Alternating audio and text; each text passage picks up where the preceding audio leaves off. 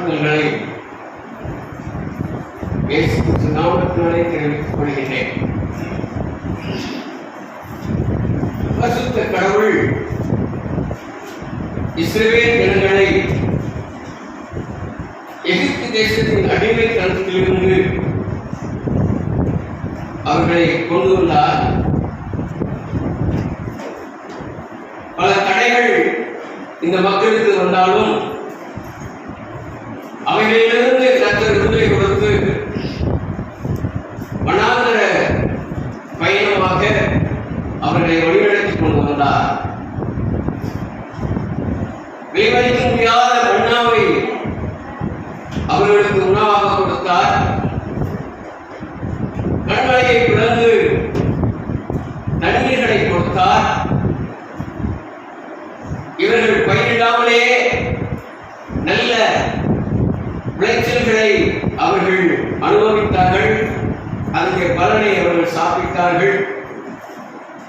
இவர்கள் கட்டாத வீட்டிலே அவர்கள் வாழ்ந்து மகிழ்ந்தார்கள். இப்படிப்பட்ட ஆசீர்வாதத்தை இந்த மனிதர்கள் பெற்றாலும் ஒரு சில நேரங்களிலே கடவுளுக்கு இவர்கள் பயங்கரமான கோபத்தை மூட்டினார்கள்.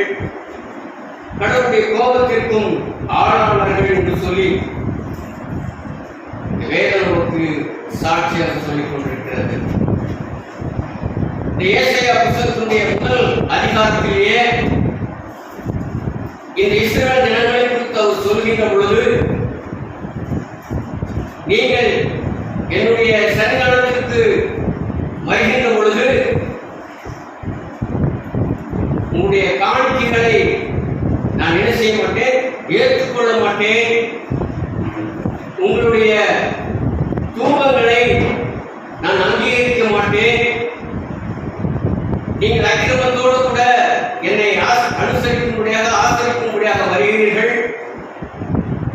உங்களுடைய ஓய்வு நாட்களும் சரி, உங்களுடைய மாத பிறப்புகளாக இருந்தாலும் சரி, உங்களுடைய சபை கூட்டமாக இருந்தாலும் சரி, இவைகளெல்லாம் நான் அனுமதிக்கிறேன் என்று சொல்லி நீங்கள் முதல் அதிகாரத்திலே பார்க்க முடியும்.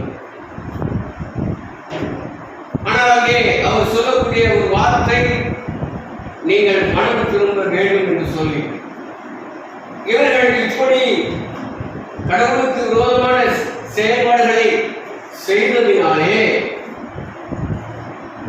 கர்த்தர் என்ன செய்கிறார் என்று சொல்லி பார்த்தால், ஏசாயா 5வது அதிகாரம்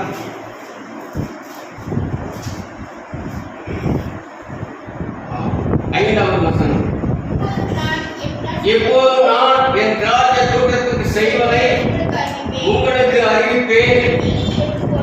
அந்த திராட்சை தோட்டத்தினுடைய வேலியை நான் எடுத்துக்கொள்வேன். அது மேய்ந்து போடப்படும். அதனுடைய அடைப்பை நான் தகர்த்து போடுவேன். அது மிதி கொண்டு போகும் என்று சொல்லி இந்த இஸ்ரவேல் ஜனங்களை பார்த்து கர்த்தர் சொல்கிறார். இந்த தோட்டத்தை சுற்றிலும் இருக்கக்கூடியதான அடைப்பை நான் தகர்த்து போடுவேன். காரணம் என்ன? நீங்கள் செய்கிறதான எனக்கு கோபமூட்டியதான காரியங்கள் அப்படிப்பட்டவைகளாக இருக்கிறது. ஆகையினாலே உங்களை சுற்றிலும் இருக்கிற வேலையெல்லாம் நான் எடுத்து போடுவேன். உங்களை சுற்றிலும் கட்டியிருக்கிற அந்த கோட்டை சுவரையெல்லாம் நான் என்ன செய்வேன், தகர்த்து போடுவேன் அப்படின்னு அந்த சொல்லிட்டு இந்த 58வது அதிகாரத்தை அவர் சொல்றாரு. 58:12 தோன்றினவர்கள் பாழாய்க்கிடந்த ஸ்தலங்களை கட்டுவார்கள். தலைமுறையாக இருக்கும் அஸ்திவாரங்கள் மேல் கட்டுவாய். திறப்பானதை அடைக்கிறவன் என்றும் குடியிருக்கும்படி பாதைகளை திருத்துகிறவன் என்றும் பெயரிடுவாய் என்று சொல்லி இங்கே சொல்கின்றார்.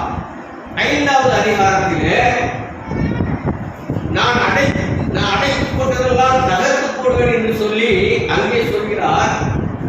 இங்கே 58வது அதிகாரத்திலே இங்கே சொல்லும்போது அவர் சொல்றார், அந்த திறப்பானதை நான் என்ன செய்வேன், ஏற்கனவே திறந்து கிடக்குது. சொல்லி இங்கே அவர் சொல்லுகிறத நம்ம பார்க்கிறோம். 3 காரியத்தை அந்த வசனத்துல அவர் சொல்றார். பாழாய் கிடந்தவைகளை கட்டுவார்கள், திறப்பானதை என்ன செய்வான்? அடைப்பான்.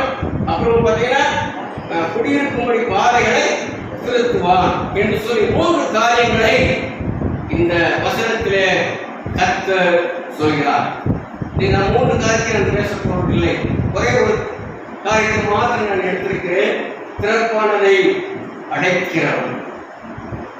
இந்த 5வது அதிகாரத்திலே ஆண்டவர் சொல்றார், அதை வேலையை நான் எடுத்து போடுவேன், அது மேய்ந்து ஓடப்படும் இல்லையா, அதன் அடைப்பை நான் என்ன செய்வேன்? தகர்ப்பேன். ஏன் ஆண்டவர் இந்த அடைப்பை தகர்த்து போட வேண்டும்?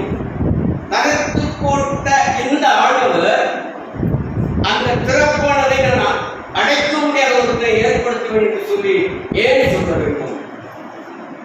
ஒரு சில காரியங்கள் இந்த 5வது அதிகாரத்தில் ஒரு சில காரியங்களை கர்த்தர் சொல்கிறார். அது ஏன் அவர் தகர்த்து போட்டார் என்பதற்கு இந்த அதிகாரத்திலேயே பதில் இருக்கிறது. அது என்ன என்பதை நம்ம பார்க்கலாம். முதலாவது நம்ம பார்க்க போகிறோம். இதுக்கு ஒத்த வசனங்களை நம்ம வாசித்து விட்டு அந்த காரணங்களை நம்ம பார்க்கலாம். புலம்பலுக்கு எழுதின புஸ்தகம் எரேமியா தீர்க்கதரிசி புலம்பலுக்கு எழுதின புஸ்தகம் 2வது அதிகாரம், புலம்பல் 2, 5, 6.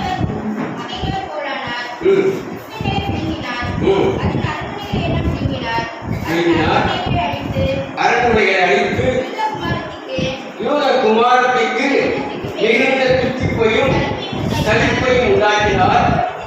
தோட்டத்தின் வேலையை போல இருந்த தம்முடைய வேலையை பலவந்தமாய் பிரித்து போட்டார். சபை கூடுகிற நம்முடைய ஸ்தலங்களை அழித்தார். கர்த்தர் சீயோனிலே பண்டிகையையும் ஓய்வு நாளையும் மறக்க பண்ணி தம் உக்கிரமான கோபத்தில் ராஜாவையும் ஆசாரியையும் புறக்கணித்து விட்டார்.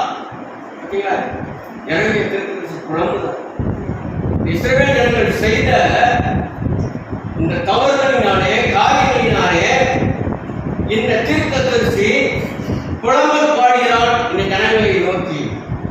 தோட்டத்தின் வேலையை அவரை பலவந்தமாய் குடுமி போட்டாரு. சபை கூடி வருகிற அந்த ஸ்தலங்களை எல்லாம் அழித்து போட்டாரு. பண்டிகைகளையும் ஓய்வு நாள்களையும் கடவுள் மறக்க பண்ணிட்டாரு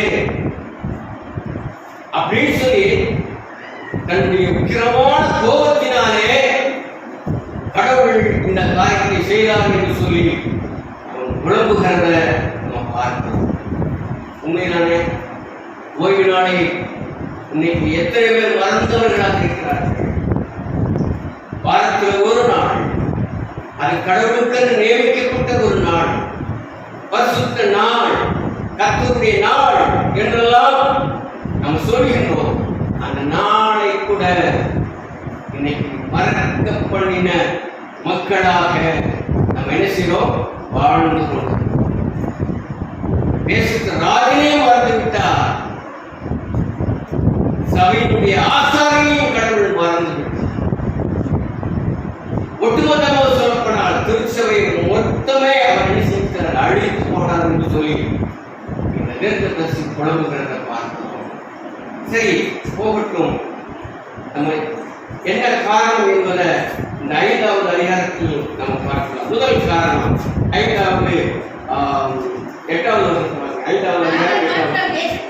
தாங்கள் மாத்திரம் தேசத்தின் நடுவில் வாசமாக இருக்கும்படி மற்றவங்களுக்கு இடமில்லாமல் போக மட்டும் வீட்டோட வீட்டை சேர்த்து வயதோட வயலை கூட்டுகிறவர்களுக்கு ஐயோ. ரொம்ப ஆபத்தான ஒரு வார்த்தையை சொல்றாரு. ஐயோனா ஆபத்துன்னு சொல்றாரு. முதல் காரணம் பேராசை. இந்த ஆண்டவர் இஸ்ரவேல் ஜனங்களை தகர்த்து போட்டதுடைய காரணம் என்ன அப்படின்னு சொன்னா, அந்த இஸ்ரவேல் மக்கள் மத்தியில காணப்பட்டதான பேராசை.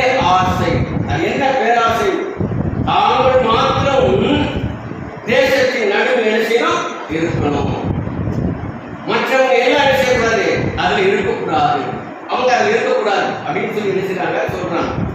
அது மாத்திரமல்ல, வீட்டோட வீட்டை சேர்த்து எத்தனை பேர் வீட்டு அதுதான் இருக்கிற நிலத்துல பரவாயில்ல. இன்னைக்கு நான் நம்ம ஊர்லாம் ஒரு வீட்டுக்கு வீடு 3 அடி இடம் விட்டு கட்டுறாங்க. சென்னையெல்லாம் பார்த்தீங்கன்னு சொன்னா இடமே இருக்காது.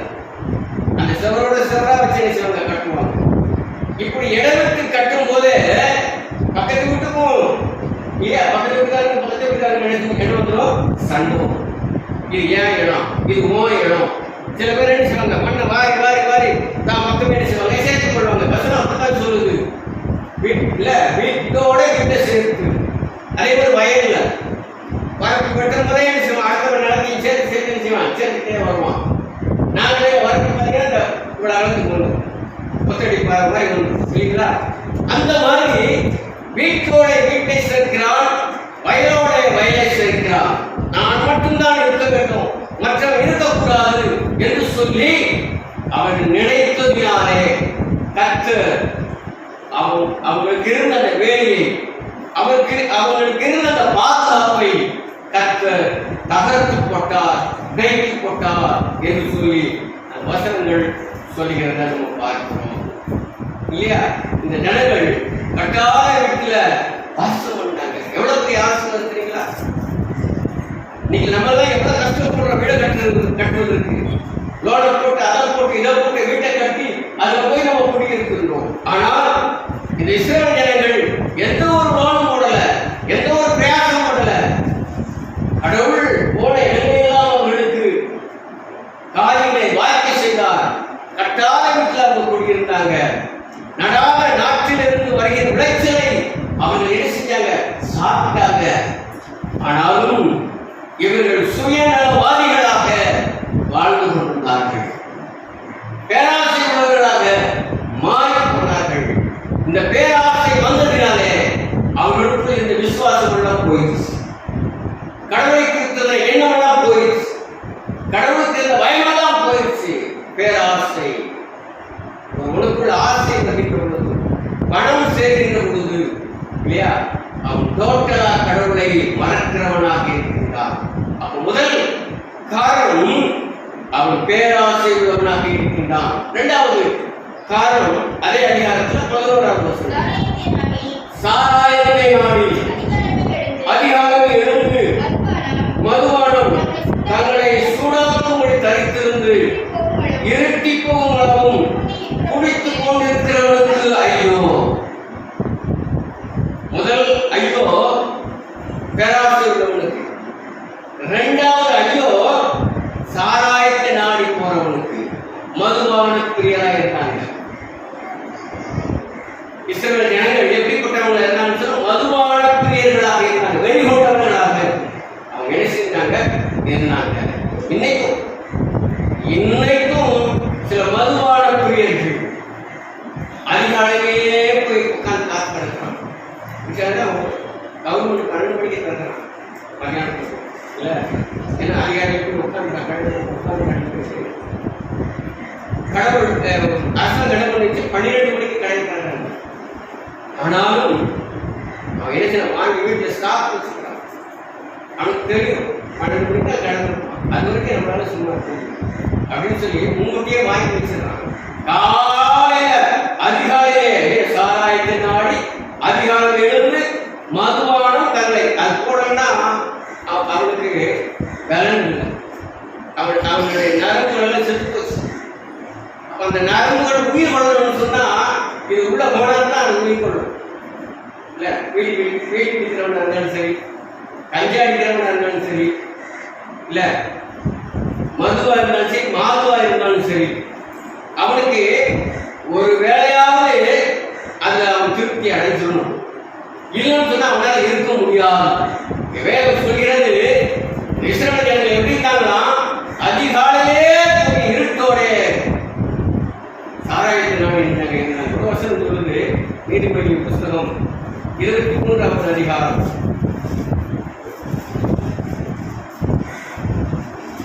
30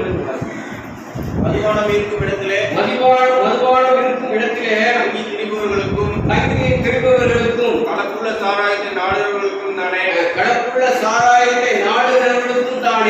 மதுபானம் இரத்த வர்ணமாய் இருந்து பாத்திரத்தில் பளபளப்பாய் தோன்றும் போது அதை பாராதே மெதுவாய் அது முழுக்க மெதுவாய் இறங்கும். முடிவிலே அது பாம்பை போல கடிக்கும், விரியனை போல் தீண்டும். விரியன் பாம்பை போல் அதை தீண்டும்.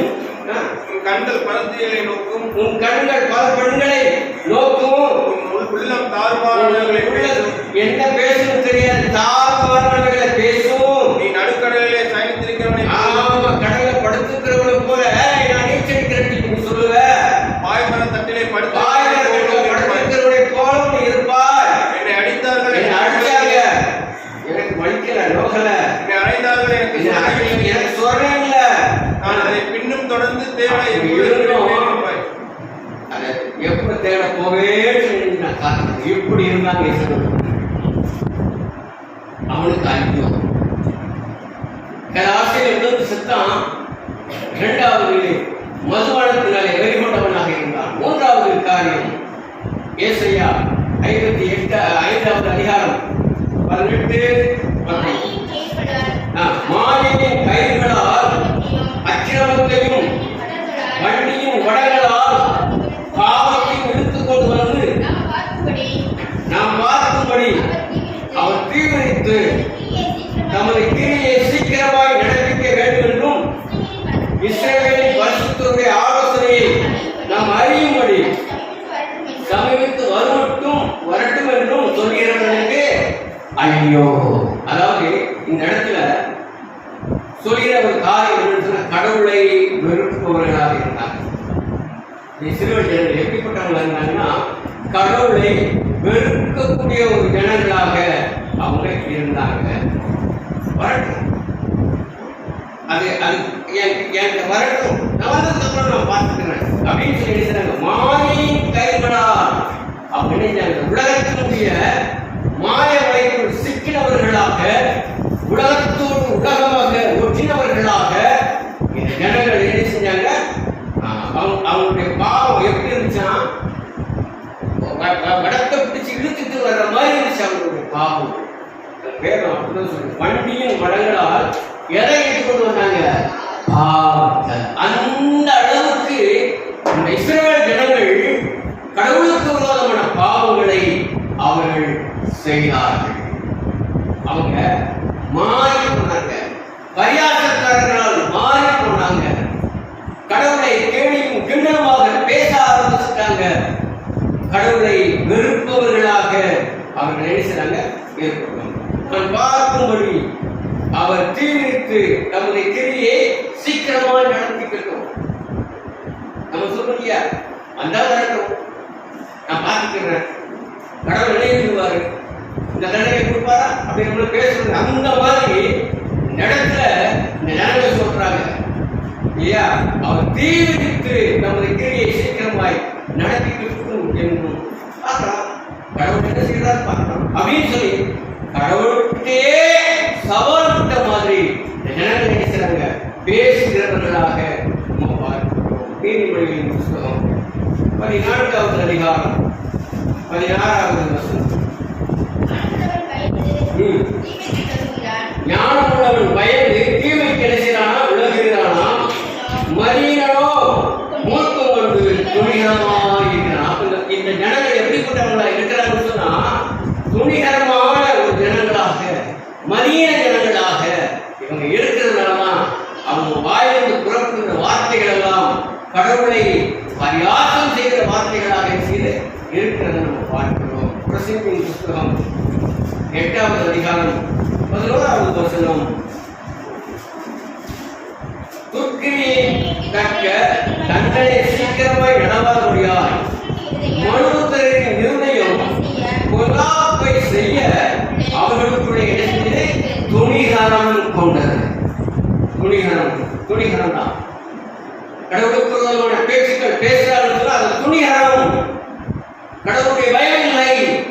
கடவுளை பரியாசம் செய்யக்கூடிய அளவுக்கு இன்றைக்கு மனிதர்கள் வந்திருக்கிறார்கள். அதனால்தான் கடவுள் இஸ்ரவேல் ஜனங்களுடைய அந்த அடைப்பை, பாதுகாப்பை அவர் தகர்த்து போட்டார். அடுத்த காரணம் என்ன? ஏசாயா 5வது அதிகாரத்தில் 20வது வசனம். தீமையை நன்மை என்றும் நன்மையை தீமை என்றும் சொல்லி இருளை வெளிச்சமும் வெளிச்சத்தை இருளுமாக பாவித்து கசப்பை தித்திப்பும் தித்திப்பை கசப்பும் என்று சாதிக்கிறவர்களுக்கு ஐயோ. நான் சொல்ற காரணத்துலாம் நீங்க பார்த்தீங்கன்னு சொன்னா அந்த முடிவுல வரக்கூடிய பார்த்தீங்கன்னா எல்லாரும் உனக்கு ஆபத்து இருக்குது, நீ எச்சரிக்கையா இருன்னு கடவுள் ஒவ்வொரு வசனத்தின் மூலமாக சொல்லிக் கொண்டே வருகிறார். இப்போ நான்காவது காரணம் என்னன்னு சொன்னா அவங்க மாற்றி மாற்றி பேசுகிறவர்களாக இருக்கிறாங்க. இந்த ஜனங்க தீமையை செஞ்சுட்டு இது தீமை இல்ல இது நன்மை, நன்மையை பார்த்து இது தீமைன்றான், தீமையை பார்த்தா நன்மை அப்படின்னு சொல்லி நினைச்சுதான் சொல்றதை பார்க்கணும். வெளிச்சத்தை பார்த்து இருள்ன்றான், இருளை பார்த்து வெளிச்சம் சொல்றான். இப்படி மாறி மாறி நினைச்சுதான் பேசிக்கொண்டு இருக்கிறாங்க. ஒரு பித்தலாட்டக்காரன் போல இருமணம் உள்ளவன் தன் வழியிலே நிலையற்றவனாக இருக்கிறான் என்று சொல்லி வேதம் சொல்கிறது. இங்கே அது மாதிரி இவர்கள் பித்தலாட்டக்காரர்களாக மாறி மாறி பேசுகிறவர்களாக இருநாட்டம் உள்ளவர்களாக இவர்கள் நினைக்கிறாங்க இருக்கிறத நம்ம பார்க்கின்றோம். யாக்கோபின் நிருபம் 3வது அதிகாரம் 11வது ஒரே ஊற்றுக்கண்ணிலிருந்து தித்திப்பும் கசப்புமான தண்ணீர் சுரக்குமோ? ஒரே ஊற்றுக்கண் தான், ஒரே வாய் தான். ஒரு வாயிலிருந்து நல்லதும் வருது கெட்டதும் வருது. அவங்க வேதம் என்ன சொல்கிறது? ஒரு ஊற்றுக்கண்ணிலிருந்து தித்திப்பும் கசப்புமான தண்ணீர் சுரக்குமோ? கேள்வி கேட்கிறார். ஆனா நம்முடைய வாய் என்ன செய்யுது? கெட்டதையும் பேசுது, நல்லதையும் பேசுது. அப்படி வரக்கூடாது. ஒரு ஊற்றுக்கண் நல்ல தண்ணியா இருக்குன்னு சொன்னா அது நல்ல தண்ணியை மாத்திரம் தான் சுரக்கணும், அதுல கெட்ட தண்ணி வரக்கூடாது. ஆனால் இங்கே இரண்டுமே செய்து சுரக்கக்கூடியதாக காணப்படுகிறது என்று சொல்லி யாக்கோபு இந்த இடத்துல சொல்கிறத நம்ம பார்க்கிறோம். என் சகோதரரே, அத்தி மரம் நல்ல உதாரணம் கொடுத்துட்டு வர்றாரு. அத்தி மரம் ஒளிவ பழங்களை கொடுக்குமோ? திராட்சை அத்தி பழங்களை கொடுக்குமா? அப்படியே மூர்ப்பான நீர் ஊற்று தித்திப்பான ஜலத்தை கொடுக்க மாட்டாது. ஒரு கசப்பான ஊற்று இது நல்ல தண்ணி கொடுக்கும் சொல்லி நம்ம எவ்வளவு நாள் காத்திருந்தாலும் கூட அது நல்ல தண்ணியை கொடுக்காது. அது கசப்பான தண்ணியை தான் கொடுத்துட்டே வரும். கெட்டவனா இருக்கிறான்னு சொன்னா அவனுடைய வாழ்க்கையில கெட்ட எண்ணங்கள் தான் உதயமாய் கொண்டே இருக்கும். நல்ல சிந்தனைகள் வராது. அது நல்ல இடத்துல தான் அது பிறக்கும். அதனாலதான் இங்க இவங்க என்ன செய்றாங்க? தீமையை நன்மை என்றும் நன்மையை தீமை என்று நினைச்சாங்க சொல்லிக்கிட்டு இருக்கிறான். இருள வெளிச்சம் என்றும் வெளிச்சத்தை இருளாகவும் நினைச்சான் சொல்றான். கசப்பை தித்திப்புன்றான், தித்திப்ப கசப்பு என்று சொல்றான். மாற்றி மாற்றி பேசுகிற ஜனங்களாக இருக்கிறான். இப்படி பேசிக்கொண்டிருந்தா உனக்கு ஆபத்து வருதப்பா, எச்சரிக்கையாக சொல்லி கடவுள் சொல்லுகிறத பார்க்கிறோம். 5வது காரியமாக அதே அதிகாரத்தில் 21வது தங்கள் பார்வைக்கு ஞானிகளும் தங்கள் எண்ணத்துக்கு புத்திமான்களுமா இருக்கிறவர்களுக்கு ஐயோ. இந்த இடத்துல நம்ம பார்த்தோம்னா அறிவு கட்டவங்க. இந்த ஜனங்கள் எப்படிப்பட்டவங்களா இருக்கிறான்? அறிவு கட்டவங்களாக இருக்கிறான். தங்களைத்தானே அவன் என்ன எப்படியா சொல்லிக்கிறான்? ஞானி, நான் அறிவுள்ளவன், நான் மேல அப்படியெல்லாம் தன்னை குறித்து அவன் புகழ் பாடி கொண்டிருக்கிறத இங்கே நம்ம பார்க்கிறோம். அவன் பார்வைக்கு அவன் புத்திமானா அவனுக்கு தெரியலாம், அவன் ஞானமானா அவன் கண்ணுக்கு தெரியலாம். ஆனா மற்றவன் பார்வை அவன் எப்படி இருக்கிறான்? ஆனா இங்கே இப்படி தங்களை ஞானிகளாக வெளிப்படுத்திக் கொண்டிருக்கிறார்கள், புத்திமான்களாக வெளிப்படுத்திக் கொண்டிருக்கிறாங்க. நீ அப்படி இருக்குன்னு சொல்ல உனக்கு ஐயோ அப்படின்னு இஸ்ரவேல் ஜனங்களை பார்த்து கர்த்தர் எச்சரிப்பான ஒரு வார்த்தைகளை போட்டுக்கொண்டே வருகிறது நம்ம பார்க்கிறோம். 6வது காரியமாக அதே அதிகாரத்தில் 23வது வசனத்தை வாசிக்கிறோம். பரிதானத்திற்காக குற்றவாளி குற்றவாளியை நீதிமானாக திருப்பி நீதிமான நியாயத்தை அவனுக்கு விரோதமாக புரட்டுகிறவர்களுக்கு ஐயோ. இங்கே நீதியை புரட்டுகிறவர்கள் இந்த ஜனங்கள் எப்படிப்பட்டவர்களா இருக்கிறான்னு சொன்னா, நீதியை புரட்டுகிறவர்களாக இருக்கிறான், பொய் சாட்சி சொல்கிறவனாக இருக்கிறான். பரிதானத்திற்காக அவன் குற்றவாளியை எப்படி இருக்கிறானா நீதிமானாக இருக்கிறான். உலகத்தில் நடக்க சம்பவம் என்ன? இன்னைக்கு நீதிபதிகள் எல்லாம் விளைய போயிட்டான். சுப்ரீம் கோர்ட் வரைக்கும், இங்க சாதாரண கோர்ட் விட்டுடுங்க, சுப்ரீம் கோர்ட்ல கூட விளைய போயிட்டான் நீதிபதி. அப்படி இன்னைக்கு நிலைமை அப்படின்னு சொன்னா அன்னைக்கு எப்படி இருந்திருப்பாங்க? அன்னைக்கு நிலைமையே அவ்வளவு மோசமா இருந்திருக்கு. இஸ்ரவேல் ஜனங்கள் எப்படிப்பட்டவனா இருக்கிறான்? பரிதானத்திற்காக. சமீப காலமாக நீங்க பார்த்தீங்கன்னு சொன்னா லஞ்சம் வாங்கினவங்க கைது செய்யறதுக்கு நிறைய செய்தி பார்த்தோம். எதுக்கியா? அரசாங்கம் உங்களுக்கு எவ்வளவு சம்பளத்தை கொடுக்குது? அது உங்களுக்கு பத்தலையா?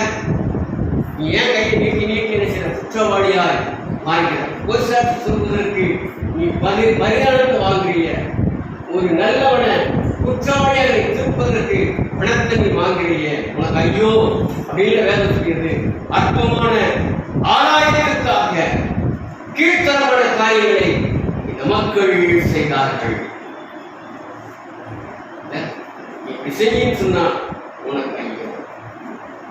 ஏழாவது காரியமாக 24வது இது நிமித்தம் அக்கினி ஜுவாலை வைக்கோலை பட்சிப்பது போலவும் செத்தையானது நெருப்புக்கு இரையாகி எரிவது போலவும் அவர்களுடைய, அதாவது இஸ்ரவேல் ஜனங்களுடைய வேர் வாடி இஸ்ரவேல் தொழில் தூசியை போல பறந்து போகும்.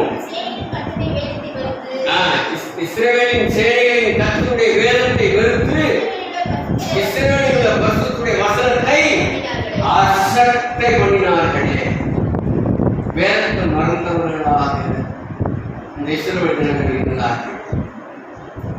வேதத்தையே மறந்தார்கள். கடவுள் கொடுத்த நியாய பிரமாணத்தை இவர்கள் மறந்தார்கள்.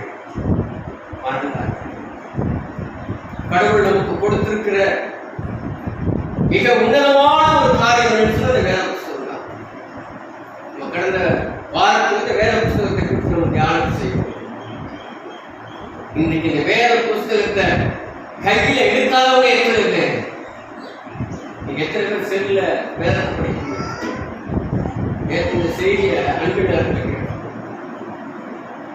தயவு செய்து செல்ல பைபிள் படிக்கவும் படிக்காது. நான் பலவரும் நான் சொல்லிட்டு தான் செய்வேன். வேதத்தை நமக்கு கொடுக்கப்பட்ட வேத புத்தகத்தை வைத்து படிங்க. அதுதான் சரியான முறை.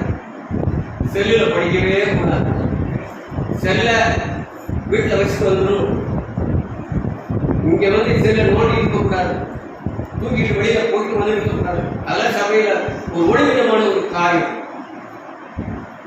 வேதத்தை கேட்பதற்கு சபைக்குள்ள வந்திருக்கிறோம். கர்த்தருடைய வார்த்தையை மாத்திரம் கேட்டு உட்கார்ந்துக்கணும். நம்ம அதெல்லாம் மறந்துடுறோம். அசட்டை செய்கிறவர்களாக மனுஷனும் இருக்கிறோம். வேதம் சொல்லுகிறது, ஜனங்கள் எப்படிப்பட்டவர்களாக வேதத்தை மறக்கிறவர்களாக, வசனத்தை அசட்டை பண்ணினவர்களாக இருக்கிறார்கள் என்று வேதம் சொல்கிறது. வேதத்தை மறந்தா கடவுள் பிள்ளையை மறந்து நான் சொல்லுறேன். வேதம் சொல்லுது. நம்ம இதை நம்ம கருத்தை நம்ம தியானிக்கிறோமா? இந்த வார்த்தை நமக்குள்ள வந்துட்டாலே நம்ம பயப்படணும். பயம் வரணும். ஏன்னா பயம் உள்ளவன்னா வேதத்தை மறக்க மாட்டோம். பயம் இல்லாமல் சட்டை பண்ணவே மாட்டோம். அவன் அசட்டை பண்ணுவோம். இல்லை ஒரு வசனத்தை நான் உங்களுக்கு சொல்றேன். ஓசியா புஸ்தகம் 4வது அதிகாரம் 6வது வசனம். என் ஜனங்கள் அறிவில்லாமையினால், என் ஜனங்கள், அவர் அழகா சொல்றார் கர்த்தர், என் ஜனங்கள், இஸ்ரவேல் ஜனங்களை பற்றி சொல்றார். என் ஜனங்கள் அறிவில்லாமையினால் சகாரமாக அறிவுகெட்டதனமான காரியங்களை செய்து அவங்க சகாரமாகிறார்கள். நீ அறிவை வெறுத்தாய். நீ அறிவை வெறுக்கிற ஆகையால் நீ நாசரேயனாய் இராதபடிக்கு நானும் உன்னை வெறுத்து விடுவேன். நீ தேவனுடைய வேதத்தை மறந்தாய். நீ வேதத்தை மறந்தா ஆகையால் நானும்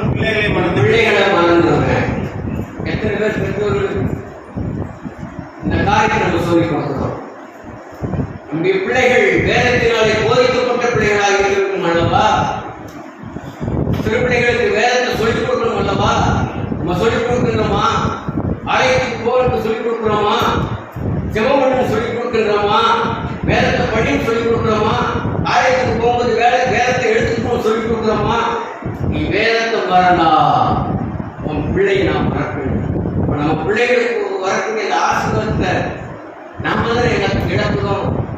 இப்போ நம்ம சிந்தனை பண்ணணுமா வேண்டாமா? இஸ்ரவேல் ஜனங்க ஆண்டவர் சொன்ன கட்டளைகளை மறந்தாங்க, வேதத்தை மறந்தாங்க, நியாயப்பிரமாணத்தை மறந்தாங்க, அதை அசட்டை பண்ணாங்க. அழகா சொல்லுது, வேதத்தை வெறுத்தாங்க, இல்ல வசனத்தை அசட்டை பண்ணாங்க. வேலை நமக்குள்ள அப்படிப்பட்ட ஒரு குணங்கள் இருக்குன்னு சொன்னா ஆண்டவர் எச்சரிப்பாய் சொல்லுற ஒரு வார்த்தை, வேதத்தை மறக்க அது உன் உள்ளத்துல எடுத்து பதிச்சு வச்சுக்கணும். உன் உள்ளத்துல அதை சுமத்துகள் என்று சொல்லி ஆண்டவர் கால வேலையில உங்களுக்கும் எனக்கும் சொல்லி கொடுத்திருக்கிறார்.